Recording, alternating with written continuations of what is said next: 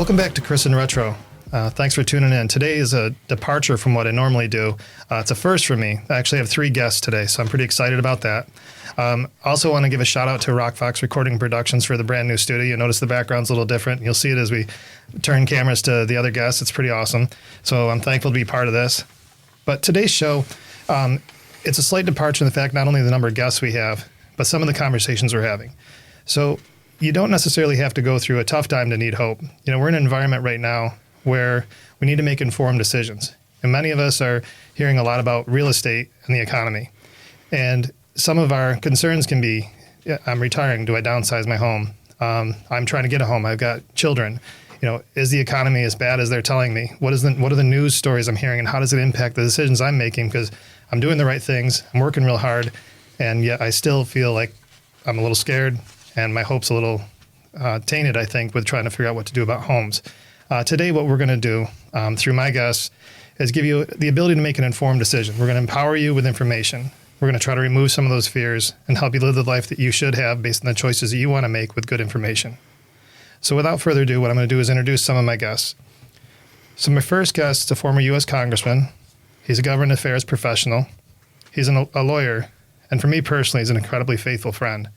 And I want to introduce to the show Tom Reed. Welcome to the show, Tom. Well, thanks, Chris. Thank you so much for having me, and great topic to discuss. I appreciate you being here. Second guest is a powerhouse relationship building real estate associate broker. And I am learning, you know, the different, and you'll probably learn a lot about different titles and things like that now, but very high-ranking real estate professional in the Rochester area. He's known for his relationships. He's got a great reputation. He was also a ski instructor, former professional tennis player. Welcome to the show, Kurt Engebrecht. Thanks, Chris. I'm glad to be here. Glad to talk about real estate today. Awesome. So Kurt has a team with RemaxPlus, and part of his team is a lifelong apprentice of real estate. She is his daughter. She's currently a New York State real estate agent. She was a former U.S. national ski team member and a highly accomplished tennis player. Welcome to the show, Samantha Engebrecht. Thanks. Glad to be here, Chris. Thanks for being here. So one thing I want to make sure I couch as we get started today, I have a former politician on the show. I have somebody that works in government affairs. It's not a political conversation because Kurt and Tom happen to sit on complete opposite sides of their voting preferences. So this is going to be, but the other part of it too is that Kurt was a Northwestern graduate in economics, and Tom spends a good part of his quiet time studying economics. So they connect in that way, and we're going to have a good conversation related to that. But we'll get started with Kurt. I'm going to start with you. Can you give us some context on, you know, what's the current state of the residential real estate? You know, are there fears? What's going on? I guess probably the thing that most people can relate to is how difficult it is to buy property as a buyer in today's marketplace, and that's primarily been fueled by lack of inventory. The inventory issue is interesting and complex in that there's a whole series of factors that are creating inventory shortages. First is that people are moving less often, and so that's been created by a whole series of things. But typically, people can stay in their homes longer because they're getting home care at home. There's new devices that people can use to stay in their homes. There's financial products out there now, reverse mortgages that allow you to stay home even if you're not making enough money. So basically, we've seen a drop in the amount of moving over this decade alone of like 25%. So listings have been reduced because of those things. And then, the other factor out there is the mobility of society with remote work. And so we've got people moving into our marketplace that have a ton of cash because they've sold properties in California or Colorado or something. They're all cash deals. There's no financing involved. And of course, those are going to be selected because you don't have to worry about someone getting a mortgage commitment, which extends a deal out almost 6 weeks before you are completely assured that your house is sold. So, an agent who's working in the best interest of the seller is going to be talking to them about which offer is stronger. And then the last thing that's been happening is, basically auctioning type style selling that's been occurring, since COVID, and these were developed more so in our market. Our marketplace never had this kind of situation, whereas it sort of existed maybe in California and Florida at different times. But what's happening is agents are using something called delayed negotiations. They will not accept any offers for about 6 days, and then after that, they accept escalation clauses. And this is another methodology to basically create higher sale prices. So instead of you having your seller accept highest and best offer, which is still used by some agents, they accept escalation clauses, and these stack on top each other. And so what ends up happening is someone's, if you're thinking about buying a house and you say, well, I only want to pay, $200,000 for it, but I don't want to lose it for like $3,000 or $4,000. So I'll cap my offer at $212,000. Well, if someone caps their offer at $300,000, which happens, then it's going to be escalated over the top of the $212,000 if that's the second offer. So anyway, there's a lot of things that realtors are dealing with right now with that, and I guess that gives you a little synopsis of how difficult it is for buyers. So. Thanks for starting off with that, because I think there's some interesting points you made that we can definitely discuss further. Tom, you've had some observations that you've talked to me personally about. What are you seeing from your perspective in the marketplace? What are your thoughts? Well, I appreciate that. It's great to be here with Kurt and Sam, and it's a great discussion. And beyond my history also, not just being an attorney, I was a licensed realtor, had my own mortgage brokerage company, and before I went to Congress. And I've watched this market, I think, go into an era that's unprecedented in my lifetime. Never seen. When we purchased a house recently, my wife and I was blown away that if I didn't come in with cash, no inspection, I was not even in the mix of the conversation. And I'm just a fiscal conservative Republican over here, and I'm like, I'll never pay list price. But obviously, I learned the lesson the hard way, went way above list price, and had to go through that process. So we're dealing with a different market, and I think a lot of first-time home buyers obviously are going to be in these new environments that are created by, and we can have a conversation about that. But what I would think you're referring to, Chris, is kind of my recent experience in the commercial marketplace. When we talk about, we represent some people that are on the street. We're talking about leaders in Washington, D.C. that I still interact with that are dealing with this commercial real estate bomb that's going off here in 2024. And that's all due because of the higher interest rates, and a lot of these, how these commercial deals were financed were on short-term loans, short-term rates, and they're all coming due in this monsoon or hurricane in 2024 that Washington is struggling with right now. And the canary in the coal mine, if you looked at the Silicon Valley Bank situation, that was just the tip of the iceberg. And the government moved quick, try to contain that contagion. But the concern is, especially in the small regional banks, is that they have not capped. They don't know what is in there. And in 2024, when these loans come due and have to be refinanced, you now have to finance the commercial deals at 6% when they originally financed at 1, 2, 3% money.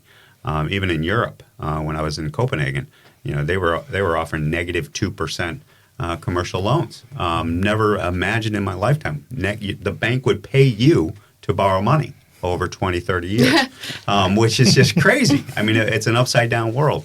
So there's a tremendous amount of anxiety and concern right now in Washington, D.C. of what starts happening in January 2024 on the commercial side. Residential, I think, has stabilized very nicely in the sense of seems to be a marketplace still there. The inventory issue is well stated, Kurt. I hear that quite a bit. But as people try to go get loans, especially first-time buyers, if they don't have cash, which a lot of folks don't have, they just don't have the ability to purchase because at 8% rates, which when I was growing up, I mean, that was a great rate. But now, when you're used to 1 to 2% money, you can buy a lot more house as opposed to what you're going to be looking at here in the near future. Okay. you talked about some things we're going to have to connect some dots on some of the things that you talked about, because I think those are some of the stories that are going to come out. I talked about, eliminating fear and things like that. Well, some of the stories you're saying, if you don't understand the difference between commercial and residential real estate, that can sound like a really scary story. So we're going to connect the dots on that and give people good information to empower themselves to deal with what's really going on versus what, they may be hearing through the news. Sam, you're newly licensed. You've been around this your whole life, so you probably know more about real estate than most people that have been doing it for, 15 years.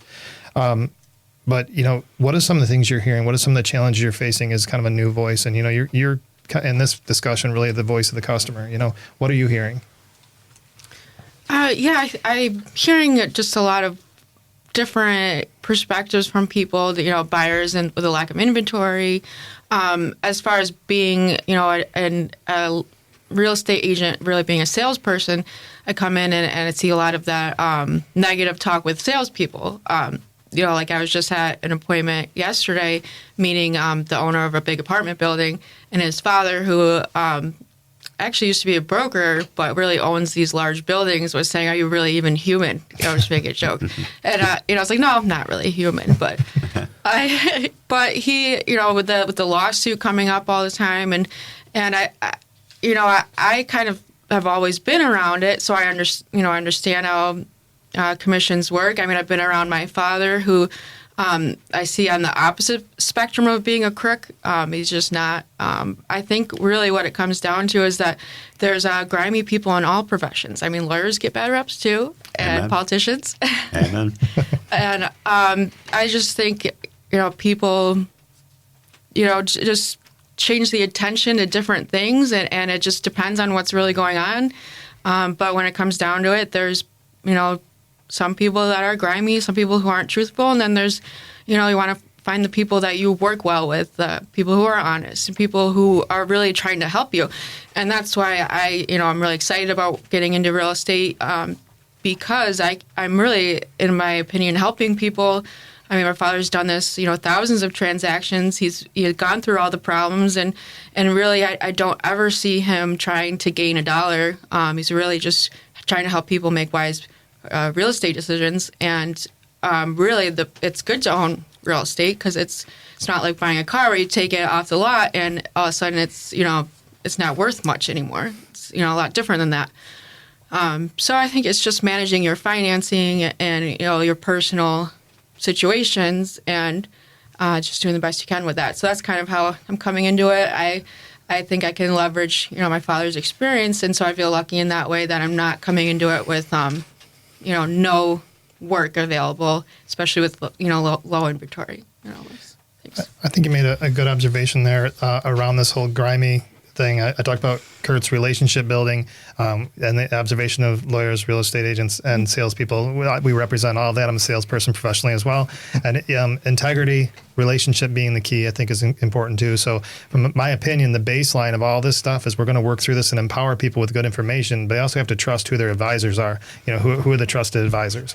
And so I think that's a big part of the conversation. Are you looking across somebody are you even a person? And so what I want with that, Kurt, Tom had made some statements here, relative to the market and relative to what's going on here. Mm-hmm. What were your thoughts about that related to some of the very fearful things that sounded like that? I mean, if I'm a consumer right now, or I'm a buyer or a seller, and I'm coming to your office, and I just heard Tom say that, what are your thoughts, and what would you do to talk to them about that?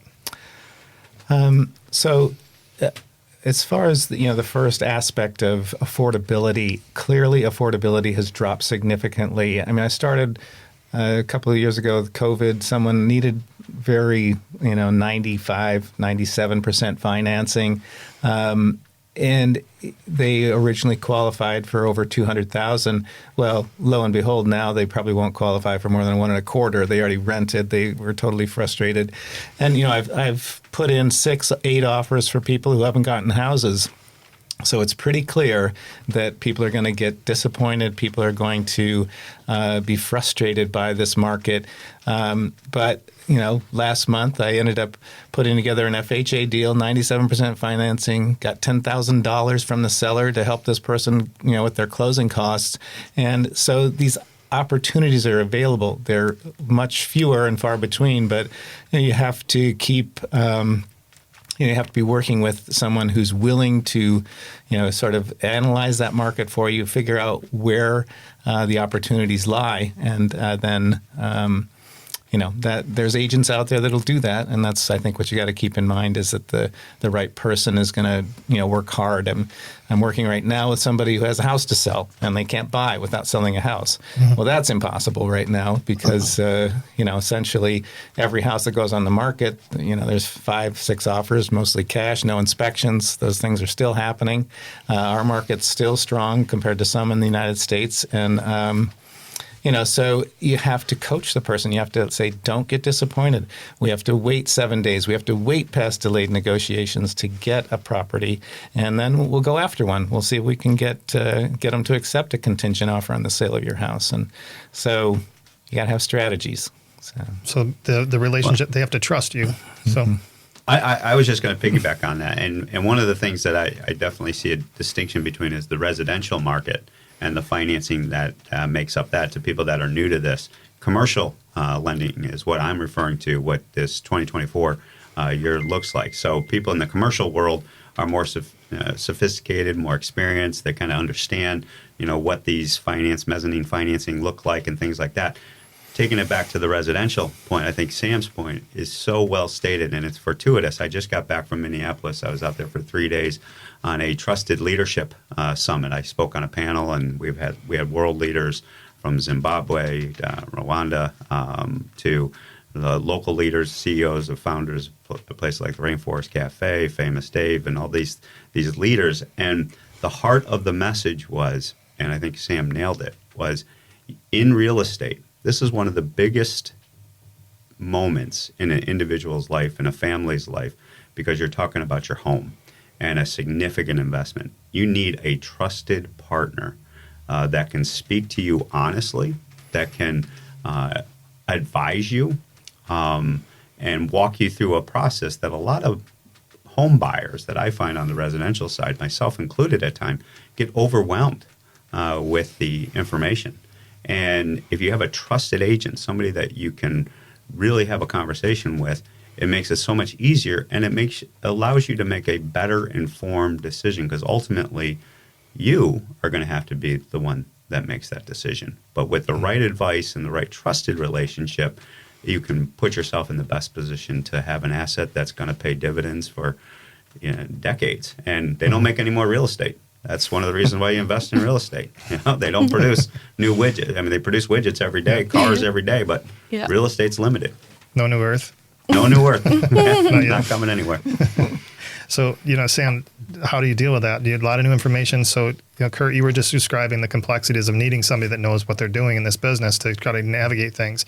And, if I were to come to you as a buyer, you've got a lot on your plate to try to learn what's going on here. How do you navigate the complexities? So you're very much, I think in a lot of ways, very similar to what a buyer would be, I would think. They've got some information, but not enough to really do it and to your best interest. So how do you handle that when people come to you and you're fairly new? I think, that's tough, because a lot of times when you learn stuff, you learn from your mistakes, and you have to grow from that. And I can luckily call somebody within a couple of minutes and be like, let me just call someone and see, because I don't really know the answer to that question. Mm-hmm. I think that's going to be huge, and that I have someone I can trust. And the thing that's nice in today's real estate world is a lot of them work as teams anyway. I mean, so it's not like it's anything different than anyone else is doing right now. Like there's, an agent at our office who has about 8 people on his team, and they're not even licensed. They just all work for him. Mm-hmm. Or there's, teams that they're all licensed and they all work together. Or I think that's nicer about working on a smaller team. Like my father's always worked alone. You're exclusively working with him all the time. Until I came on board less than a year ago.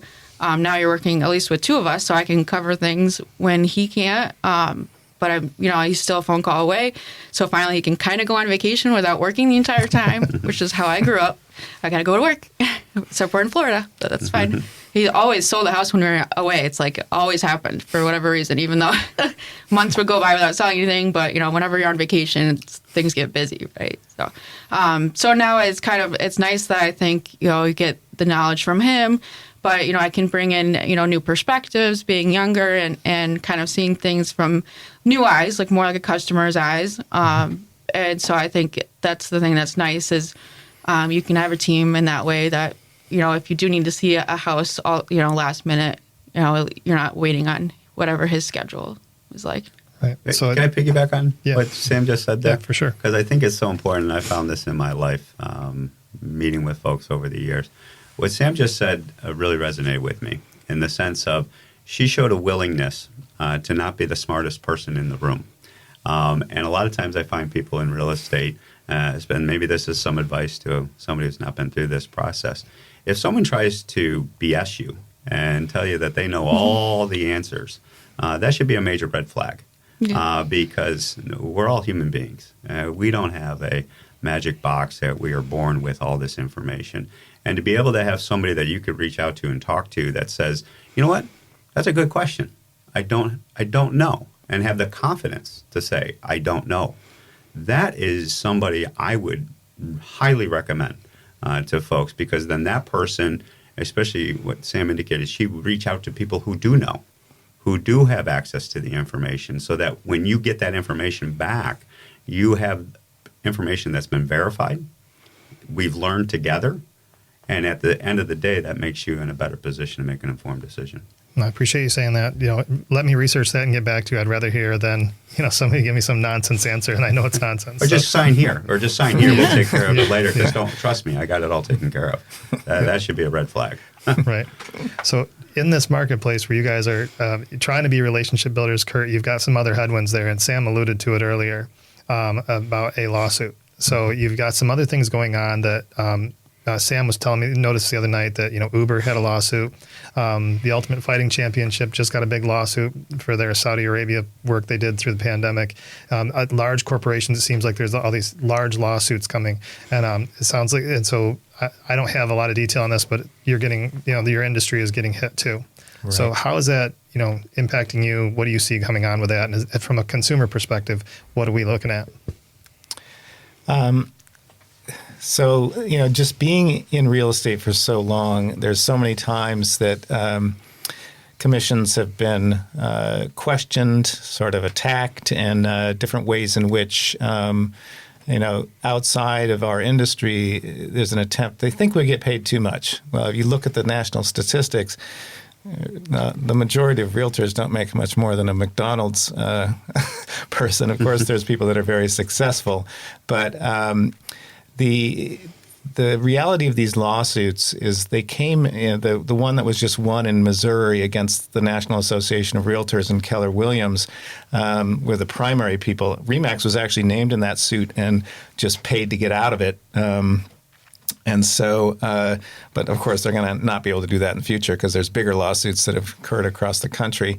But, the concept that they were going after was that, we collude and charge a fixed fee, which, the thing that's interesting to me is REMAX has always said there is no fixed fee. You are an independent business contractor. You charge what you charge. And, the thing that I guess took off with that lawsuit is that it's common to cooperate 3% to the selling broker. And so, and if you look at Keller Williams, I guess, packet, they're saying in order to participate in the MLS, you have to pay 3%.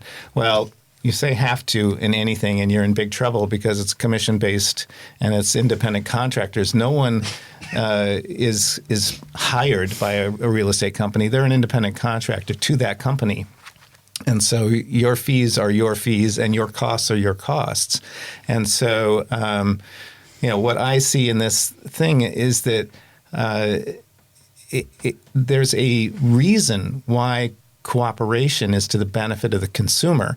The fact that the standard or the normal cooperation is 3%. I mean, I've just sold a house in Ellicottville, and the cooperation was 2.5%. And so it's like these are not fixed. I mean, I have to look to see what the cooperation is. So the thing that's going to be happening because of this lawsuit, in my opinion, is that I've always used a buyer brokerage agreement, and it states that my fee is 3%, which I typically collect from the seller. And the whole reason why the sellers paid the commission in the past is they've got equity. They've got financial ability to pay. Whereas a buyer, if they're leveraging 95%, you think about it. Let's talk about a $100,000 example. Someone buys a $100,000 house. They're going to leverage 95 or 97% if they're a first-time buyer. Well, if they are responsible to pay my commission, that's $3,000. If they're financing it, they would pay, if it's 5%, $150 is what it costs them to finance the deal. And so it's crazy to think that a buyer who's struggling is going to, be able to pay the real estate commission. But that's really what this whole lawsuit was about, was that there was a cooperation going on, and the seller shouldn't have to pay the buyer's broker. And so anyway, that's, probably haven't explained this clearly enough, but I just see it as a money grab from the attorneys, and that eventually this is going to be, continued to be pushed back. I just saw there was a $200 billion lawsuit now that the attorneys have filed, and then there's another new lawsuit for buyers for the same thing against commission, cooperation. It's like none of it makes sense because the whole system is benefiting everybody. It benefits the buyers in that they get access to all the listings. It benefits the sellers because when our MLS, essentially you have to multiply list the property within 48 hours of taking the listing, because they're trying to prevent what's called pocket listings.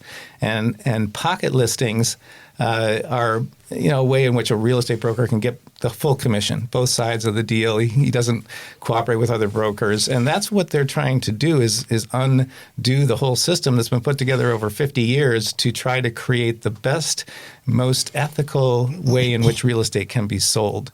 And so what's been happening really makes no sense. It's a move backwards.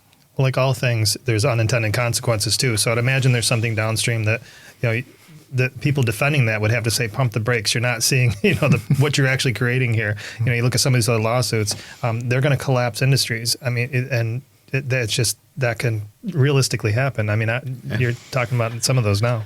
Yeah, no, in that lawsuit, I mean, that caught my eye just from my background and interest in this space, and I don't know all the details of it in regards to the Missouri class action lawsuit. And one of the things that I saw in the summary of it in the news media, the lawyers had a pretty creative argument. From my understanding in regards to what they were saying is that real estate is this traditional marketplace, and with the disruptive forces that are out there with online ability for me as a buyer to do my own research, to look at these apps and get immediate pricing, and Zillow comes to mind and other names that you may be familiar with. They were essentially made the argument, well, these commissions become kind of status quo commissions, but they're actually not doing the same amount of work that they used to because the buyers are doing all the online research. They're looking for the deals. And that stuck with a jury. And that tells me that there was a compelling litigation theory of the case that people responded to that recognized that we're in a new marketplace. I mean, you used to, it would take months, years to compile the data that the MLS represented. It took a lot of hard work, a lot of research of paperwork, deals that closed to tell you whether or not you're in the marketplace. I remember we would put the comparative listings as to when you put the price on the market. That took a lot of work. Now that's being done. You talk about AI, artificial intelligence, and what's coming in down the pipeline and what's already available on data sources. So there is a maybe a point here that the industry itself is starting to realize. And I know a lot of people at the National Association of Realtors, and one of the things they're wrestling with is what is a fair fee for the services that we deal with in this new market. And the honest brokers, they'll be straight with you. They'll just tell, this is what, and anybody who's confident and has integrity will have a conversation with a buyer or a seller saying, this is what we charge. And the best ones can say, and this is why we charge it. They do the work. Our realtor who just closed our house, he showed up 4 or 5 times. He made sure a year later that we were happy with the purchase, and that type of relationship, trusted relationship, can't tell you how important that is when you go through this process. And I think it is in any business relationship as well. Correct.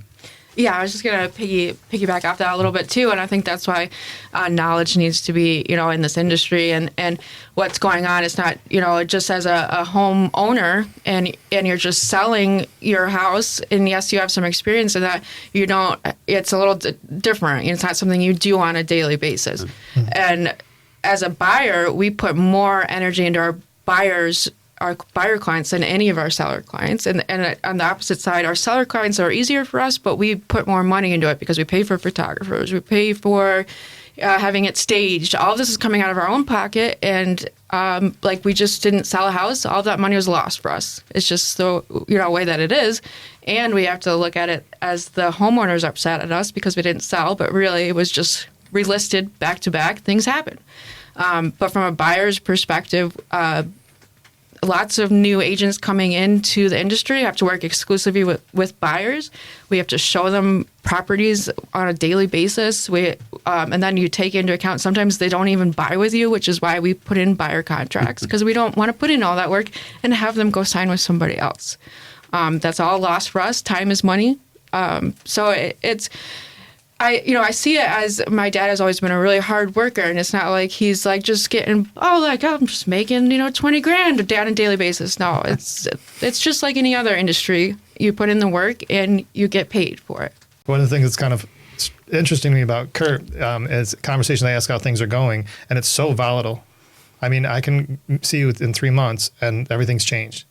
And so I think that the work and the effort that you're putting in is noted.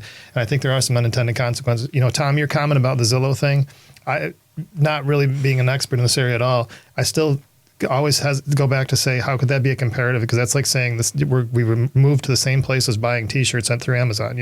There's more to this. You got a couple $100,000. The services are needed. You wouldn't trust divorce attorneys. You wouldn't do any lawsuits that you're doing, talking about lawsuits. You wouldn't do that without using experts. So why would you buy a house without having quality expertise involved? And I think full disclosure and some of the things I've observed, that's exactly what this team does. And I've seen a few others do it as well. And those are the good realtors. Mm-hmm. They're putting their neck on the line by making the investment, and their time and their doing the photography, their time of getting to know the sellers and the buyers, the time, that is much different than an algorithm that produces a result for you. And that needs to be respected. And the honest brokers can easily defend their commissions. Those are the ones that are just straightforward. We had to do this work. We had to market this. The MLS just doesn't, the multi-listing service where all the houses are okay, it just doesn't pop up without a huge amount of capital investment into that infrastructure that allows that to work. So I so appreciate when I talk about the Zillow example, it reminds me often of the conversations I had with retailers as we go through this disruption in retails. It's apples to oranges, but the point I'm trying to make is, retailers, they're mom and pop shops to a large degree. They have huge investments in their shops. People come in, try on their clothes, try on their shoes, and then they walk out and say, thank you very much. I'm not going to buy here because I'm going to go on Amazon and place an order there. All that capital infrastructure that small business owner has put into it needs to be recognized in these transactions like realtors, because the good realtors are doing the work. And anybody who wants to work for a fair wage as a buyer or somebody who pays that commission, I'm so happy to pay it because I recognize you earned it. And any confident, trusting realtor will be able to answer that question for you. Right. So Kurt, going through this whole thing, we've been talking an awful lot, about market climate and things like that, and we're starting to come to a close here. But we want to make sure that your buyers and sellers in this industry right now have some confidence that they've got good information. I think there's been some great information shared. But I guess, from your perspective, you are always a calming influence in chaotic situations. So I'm wondering, when you look at this marketplace, how do you approach your customers and buyers and let them know truth that things are really not as grave as they seem? Well, I guess for sellers right now, it's there's a couple things that I've been observing. One is really inflated expectations as to what's going to happen when they put their house on the market. That it'll be going for $200,000 above asking price, and if they don't, they're disappointed. The other part is that buyers, have to. I mean, I have the talk with them when I first sit down with them, saying, expect to be disappointed. And once you sort of take that in and say, you're not going to get the first house, but we're going to get you a house. And we just have to keep working at it until that time comes. So I think to really discuss things right at the start with a seller and buyer, to really tell them, one, what we're seeing. I mean, reality is right now, I see more and more houses coming back with these, made it past delayed negotiations like it's some type of great thing. In other words, we failed. We didn't sell the house. But, you see this coming through. So the market's shifting and to, help sellers understand what's going on. And, a market analysis is an interesting thing in that it's, the Zillow thing, I always chuckle when someone, pulls up their Zillow estimate as to the value of their house. Because unfortunately, Zillow didn't go into your house, and they didn't look at the condition of your house. They can't see that there's power lines behind your house. There's just a whole series of things that impact its value far beyond, what the square footage is and the assessment is and things like that. So the value of the realtor is never going to disappear because of so many factors are involved. And the other thing is how well that house is marketed. And, utilizing some of these techniques as far as delayed negotiations, things like that, that's what's creating the higher sale prices. And if you don't get the word out and you don't get the people in, you're not going to get, those types of numbers. So, on both sides, I think it's really just simply about creating expectations that are realistic to the marketplace and helping people, be in the best position. So financially, if you're a buyer, you've got to have all your ducks in a row. And if your credit score is low or whatever, things need to be worked on. Maybe we should work on that for a year before we start trying to buy. And, with sellers, how to prepare that house, to sell it at the highest possible price. I mean, I always tell sellers the same thing. There's two things that always pay you more: paint and floorings. And if you do those things, you're going to get more than they cost you. Everything else is a percentage. And so, it really depends on the individual house as to what makes sense to improve or not improve. So I'm not sure if I answered the question, Chris. But. No, it's great. Actually, you did. There's multiple things you pointed out. Honestly, you picked on the Zillow thing, and I think it goes back to being a trusted advisor. Mm-hmm. You're pointing out certain things. You're getting somebody their best value. You're also helping somebody to sell their home for its greatest value. I think that that in my sales environment, which is in lab diagnostics, if you don't have a relationship, you're really not going anywhere because everything else is just bells and whistles on whatever it is you're selling. We're almost at time, and I want to go through just some closing statements. Any shout outs you guys want to have for promotion stuff? I know, Sam, you've been working on some stuff. I'll start with you. Is there any closing statements you want to make that we haven't covered? And that can be anything at this point. I'm not sure exactly. I'm just really happy to be here. I know I'm excited about what I'm doing with work. We also do the virtual tour business. Mm-hmm. I think one of the questions we had talked about before was like how, what have I picked up on being, a daughter of an agent over the years. And I think one of the important things is that I've always noticed, certain trends with it. It's like when I hear Dad on the phone, like I never hear anything about like, mortgage rates or, is your house appreciating and all that. It's always been a certain trend that your house, whether it appreciates slowly or appreciates fast, like with COVID, it's still appreciating. I think that's important for people to notice. And most of the things I've heard my dad on the phone about is like, something wrong with an escrow account or something wrong with, inspections, although there's not as many of them anymore. There's something wrong with the inspection report, something wrong with closing, something wrong with, the contract. They're all things that are part of every single real estate transaction. It's not anything new to do with the market or anything new to do with interest, really. Things change. They go up and down. Obviously, when 2009 hit, we were greatly impacted by that. But a year later, things were back to normal again. So even during that time, that was really hard for a lot of people.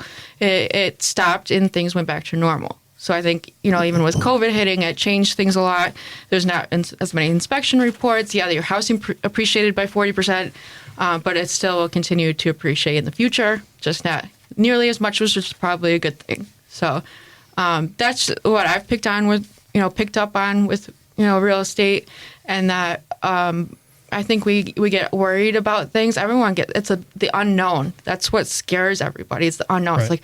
It's like when you're a seller, even like, oh my God, I'm not going to get any offers for my house. And all of a sudden you got 10 offers and you're like, oh, you can breathe a little bit. Mm-hmm. Or you just get one offer. It takes one person to buy your house, just one. Mm-hmm. And that's it. That's all you need. And that happens with the house we just sold. We got one person who needed it, and that's all you need. Mm-hmm. So it's just that unknown that scares everybody. And we always are afraid of, things crumbling down on us. And I think it comes all the way back to what we've always talked about on this show, is having hope and not giving up and moving forward the best that you can. I appreciate that for sure. That's important to tie into the audience that typically tunes into the show, is to understand that context. So what about the website? What's the website? Yeah, it's Kurt Engebrecht, my father's name, .remax.com. We changed it. So that's what it is right now, if you want to go on to our website. We also are on Facebook right now. It's just Kurt Engebrecht, because I can't get it to change to the Kurt Engebrecht team for whatever reason. Facebook is crazy. So, right. And then, I think that's it, right? I appreciate it. Yeah. And Tom, what about you? Well, I appreciate we're now back in the Rochester area, which is great. Where's Reed and O'Brien? R2O is our law firm here on Pittsburgh Victor Road, right here near Woodcliff. And we would love to be of a service to folks to kind of walk them through this life-changing decision for most. And I'm reminded about this audience again. It's about hope. And buying a house, there is nothing better than having that piece of the American dream where you own your house and then you raise your family in those walls and you earned it. There's something to be said about that home ownership that I still get chills about when I think about not only my first purchase, but then also subsequent purchases where you have worked hard, and rightfully this is a little piece of the American dream that you're going to have for the next 20, 30, 40 years potentially.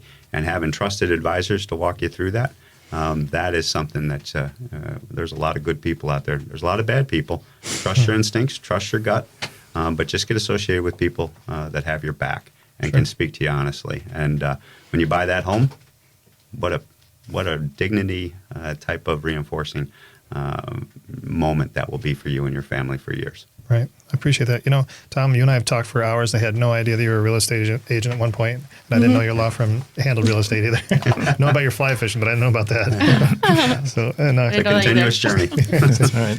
And Kurt, how do you want to wrap things up? Well, I like the whole tenor of this whole conversation is that there's always hope, and the markets change.